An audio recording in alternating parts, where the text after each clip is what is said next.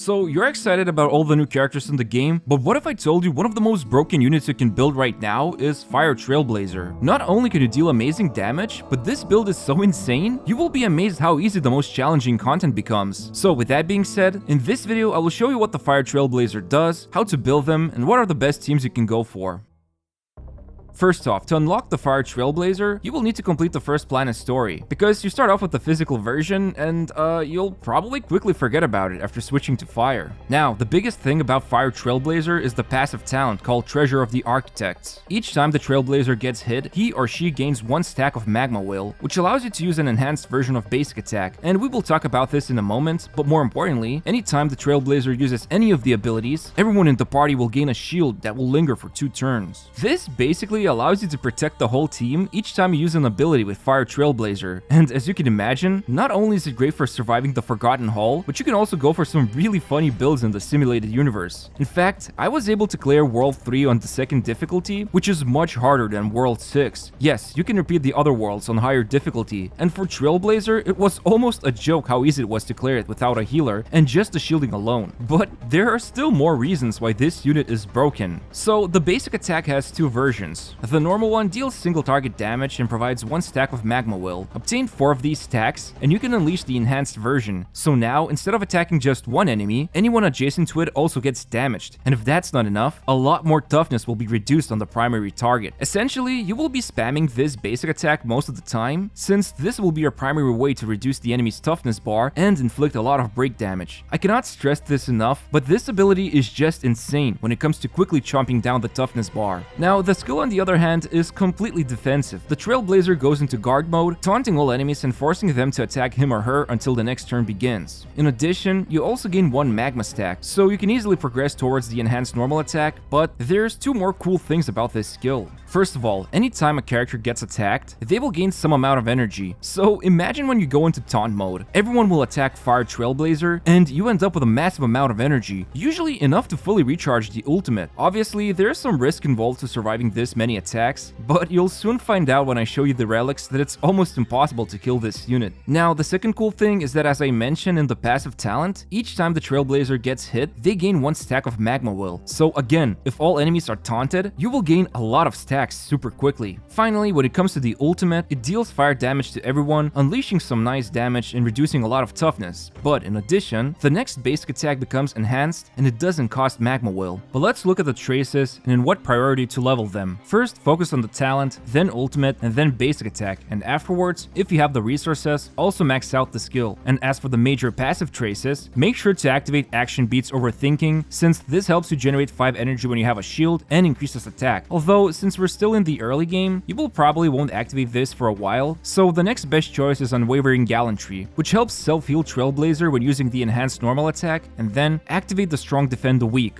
Obviously, you should level up all of these traces after a while, but this would be the priority when it comes to spending resources. So, to simplify what I just talked about, due to so many ways how you can obtain the Magma Will, almost on every single turn, Fire Trailblazer will be unleashing the enhanced version of the basic attack, while at the same time, when any ability is used, a shield will be granted for the party. Now, these specific shields do not stack on top of each other, however, you can easily mitigate damage in a smart way by following this example. Let's say you use the basic attack to hit the enemy, so now a shield is applied to everyone, and you can also see the ultimate is ready to be used. However, you now wait for the enemy to attack, who will reduce or remove the shield, and then afterwards, you immediately use the ultimate and reapply the shield once again. This way, you can juggle between reapplying shields with the ultimate after using the basic attack or skill. But yeah, I will talk about some good rotations you can go for in team section, so for now, let's see how to build this insane unit.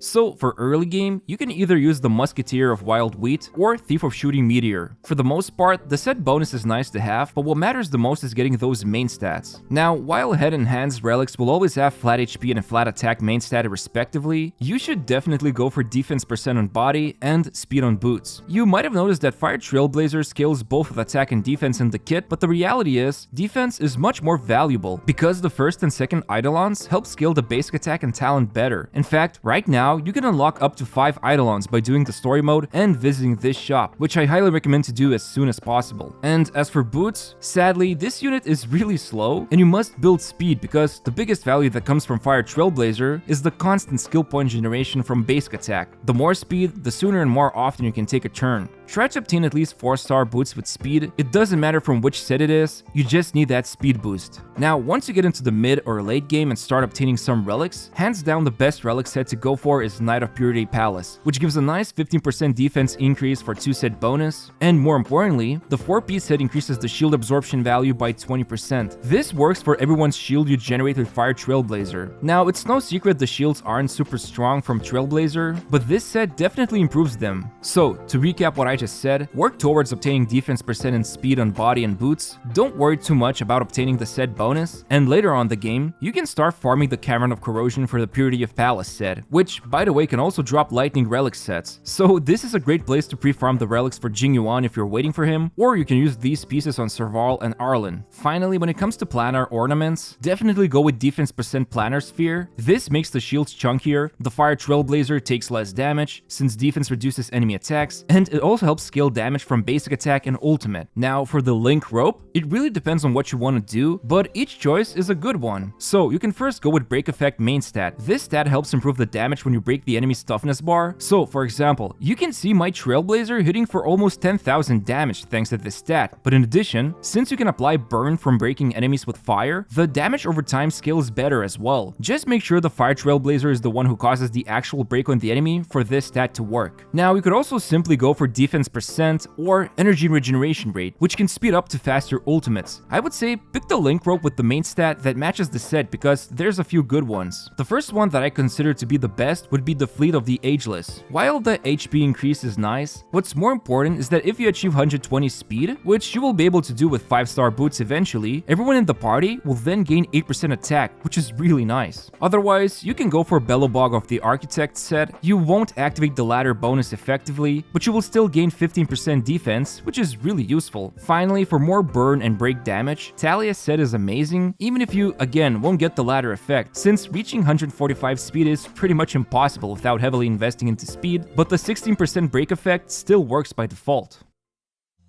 Now, there's actually a lot of good Lightcones you can go for, and by far the best in slot would be Texture of Memories, which you can obtain from Herta's shop by doing Simulated Universe. You can fully superimpose it, and it will provide a decent effect resistance, but more importantly, if Fire Trailblazer gets attacked and has no shield, he or she will gain a new one, which will be 32% of their maximum HP. Keep in mind, this shield lasts 2 turns, and only activates every 3 turns. However, the final part of the Lightcone is what's amazing. The damage received by enemies gets reduced by 24% if you have a shield. Keep in mind this can be any shield, like the one you can get from Simulated Universe or March 7th, so this makes Fire Trailblazer especially tanky. Now for 4-star Lightcones, We Are Wildfire is a great beginner choice, since you can obtain it from Forgotten Hall shop. It reduces damage everyone takes by 16% for 5 turns, and also restores health at the start of battle, making this an excellent Lightcone for Simulated Universe runs. For a tankier option, Day 1 of My New Life increases defense for Trailblazer, and everyone also takes less damage for the entire battle. Now, if you want Fire Trailblazer to tank even more, Lando's Choice helps with that, and also reduces incoming damage. Keep in mind Preservation Path characters have higher chance to be attacked, so this Lightcone in combination works great. Actually, a similar 5-star Lightcone called Moment of Victory could also be used if you have it. Finally, if you want a more offensive option, Trend of the Universal Market helps increase defense, and also when the Trailblazer gets attacked, there's a high chance to apply burn on enemies, which scales with defense, but at the same time, if you have a break effect from substats or Link Rope, this damage scales better as well.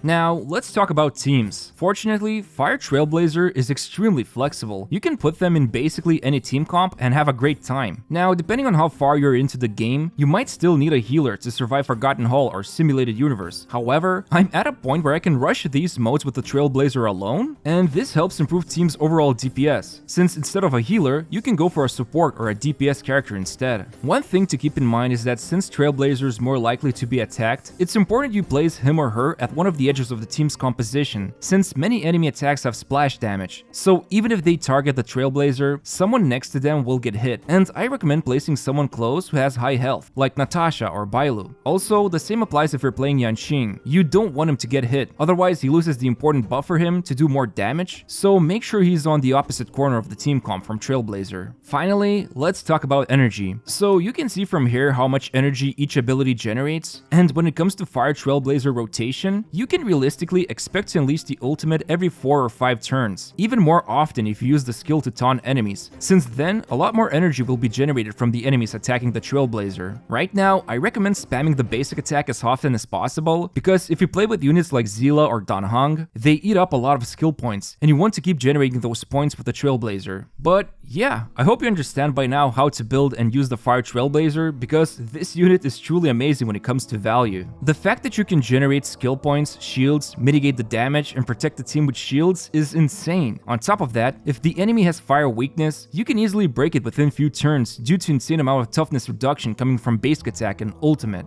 Anyway, that's about it. I hope you guys found this video useful, and if you did, hey, it wouldn't hurt if you could press the like button and subscribe to my channel for more Honkai Star Rail. Thanks for watching, and see you next time.